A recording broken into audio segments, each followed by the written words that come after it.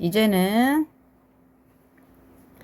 찬물과 더운 물이 만나서 이루는 열평형을 가지고 공부를 좀 하겠습니다. 자, 그래서 여기에 이렇게 표현이 됐는데 여러분들 요거보다는 그냥 선생님 설명에 조금 더 귀를 기울여줘서 해줬으면 좋겠습니다. 여기에 리콜, 커넥트 이렇게 하게 되면 이건 여러분들이 쓰는 연습을 좀 하는 거라서 선생님이 자, 아무튼 그래도 한번 설명해 보도록 했습니다.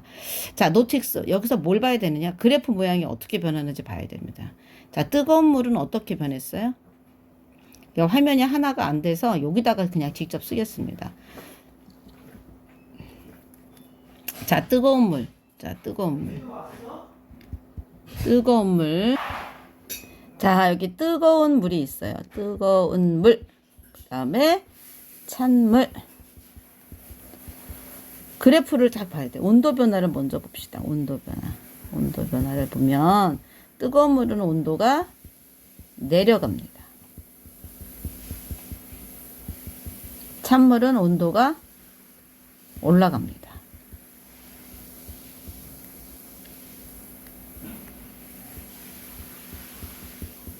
올라간다. 자, 그러다가 둘 다 어떻게 되느냐? 둘 다 여기서 둘 다 온도가 같아지는 순간이 생긴다.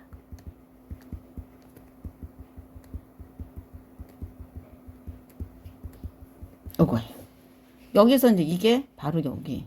그래서 여기는 이 같아지는 순간을 뭐라고 얘기하고 있느냐? 열평형이라고 얘기를 하고 있어요.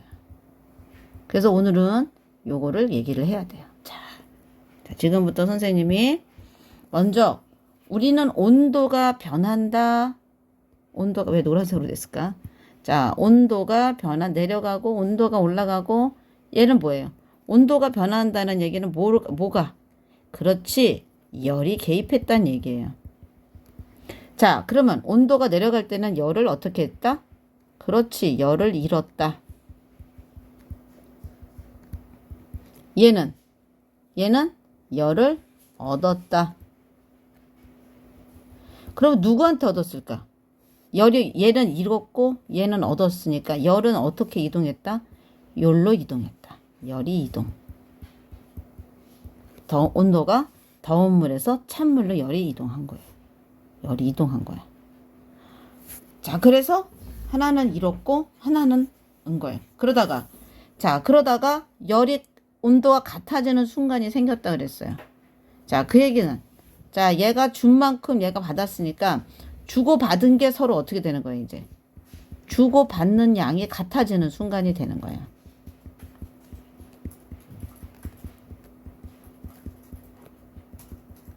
그때는 주거니 받거니가 되니까 똑같잖아. 그래서 열평형이 일어나고 온도도 일정해진다라는 얘기예요. 자, 그러면 이때 우리가 입자 운동은 어떻게 되겠어요? 입자 운동이 얘는 둔해지고 입자 간격도 조금 좁아지겠죠.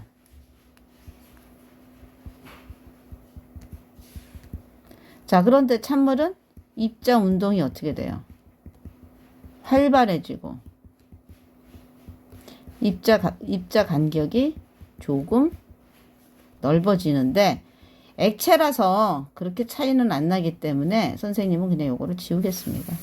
약간 부피가 약간 변하는데 그 정도는 눈에 띄는 변화가 아니니까 요 정도까지 하겠습니다. 그래서 열평형의 상태에서는 요런 관계가 있다. 그래서 요거 입자 모형을 잘 나눠야 된다. 그래서 입자 모형이 어떻게 되느냐? 입자 모형으로 그리는 걸 여기다가 그려줄게요. 자, 이렇게 되는 거야.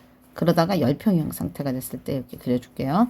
자, 얘는 이렇게 하고 있다가 이렇게 하고 있어요. 그리고 얘는 이렇게 돼 있었어요. 이렇게.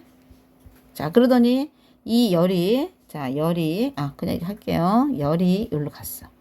그러면서 얘네들이 중간 지점 어디에서는 이렇게 둘 다 여기다 각자 하면 안 되겠다. 각자 해야 되겠다. 점점점 얘는 여기로 되는 거. 열평형 되는 지점에서는 이렇게 해놓고 나중에 얘는 이렇게 줄어들었고 얘는 이렇게 줄어들었어. 얘는 어떻게 됐어? 좀 늘어났어요. 이렇게 좀 늘어났어. 그래서 이 화살표 길이를 잘 표시하도록. 얘네 둘의 화살표 길이는 어때야 돼요? 얘네 둘의 화살표 길이는 같아야 됩니다. 그치? 화살표 길이 표현 중요하다. 오케이? 자, 그러면 이제 열평형을 배웠습니다. 자, 근데 열평형이 실생활에 어떤 식으로 되냐면, 자, 우리는 요렇게 사이다, 음료수를 시원하게 먹고 싶어. 그러면 얘를 시원하게 하려면 어떻게 해야 되지? 얘가 가지고 있는 열을 잃어야 되겠죠? 그러니까 어떻게 해요? 얘를 어디다가 집어넣은 거야?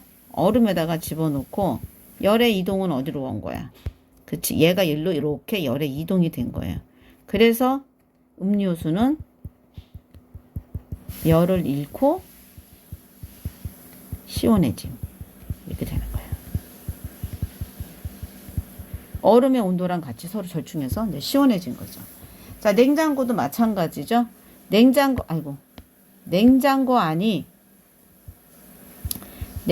안은 시원해요. 2도씨 정도밖에 안 되잖아요. 아니죠. 한 8도씨 정도 되나?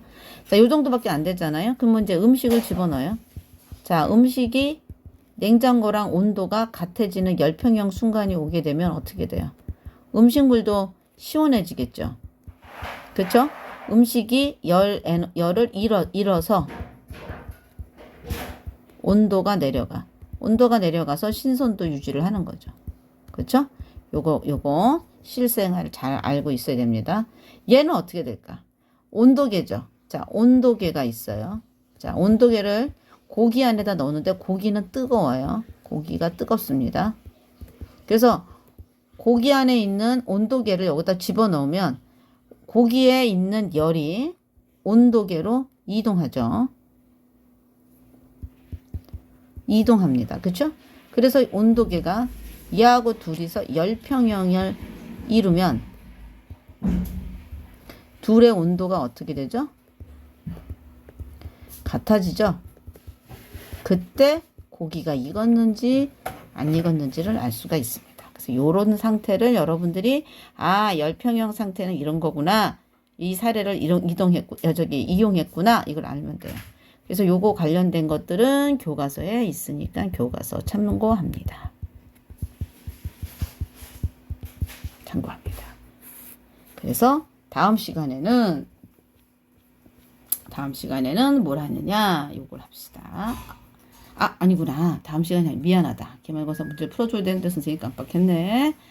자, 이것을 우리가 한번 보자. 찬물 500ml 들어있는 수조에 덤물 100ml를 넣은 비커를 놓고 찬물과 덤물의 온도 변화를 관찰했더니 다음과 같았다. 이렇게 됐어요. 자, 외부의 열이 이동. 외부에는 열이 안 뺏기고 요것만 가지고 얘기한다 얘기야. 자, 찬물과 덤물의 온도가 A에 이르기까지 열의 이동과 찬물의 덤물의 분자 운동 상태 변화를 서술하시오라고 그랬어. 그림까지 그려서 넣는 거죠. 자, 그러면 하나씩 해볼까? 여기다 그냥 옆에다 그릴게. 자, 뜨거운 물은 얘는 열을 잃는다. 그치? 그래서 온도가 내려간다. 그래서 여기 요렇게 해서 처음에 입자 운동이 이렇게 활발했어요. 이렇게 활발했어요. 자, 그래서 열을 잃었더니 입자 운동이 어떻게 돼요? 조금 줄어들었어요. 그렇죠? 이렇게 줄어들었습니다. 자, 그래서 입자 운동이 둔해집니다. 이렇게 쓰는 거예요. 자, 찬물입니다. 열을 얻었습니다. 자, 열을 얻었어요. 자, 그리고 열을 얻었는데, 이거를 여기다 쓸게요. 이쪽 빈 공간에다가 좀 선생님이 쓰겠습니다. 찬물은. 자, 찬물입니다. 찬물은 열을 얻었습니다. 온도가 올라갔어요. 온도가 올라갔다. 자, 그러면서 어떤 일이 벌어졌어요? 자, 여기 하나 이렇게 했어요. 자, 시간이 이동했어요. 얘는 처음엔 요랬어요. 둔했어요. 자, 그랬더니 여기에 요 길이랑 똑같이 그려줘야 되는 거예요. 자, 그래서 요렇게 요렇게 됐어요. 입자 운동이 활발해졌어요. 그래서 여기는 온도가 같다. 그치? 열평의 열의 이동이 멈춘 건 아니에요. 그냥 계속 왔다 갔다 해요. 왔다 갔다. 서로 주고받음이 같아요. 자, 그러다가 여기에서 입자 운동도 어떻게 됐어요? 같아졌다.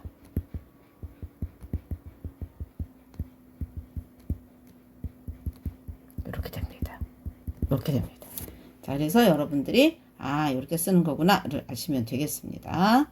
자, 그랬을 때 선생님이 2번 문제까지 한꺼번에 풀어버렸어요. 이때 이거를 무슨 상태라고 얘기한다고요? 열평형 상태라고 얘기를 한다.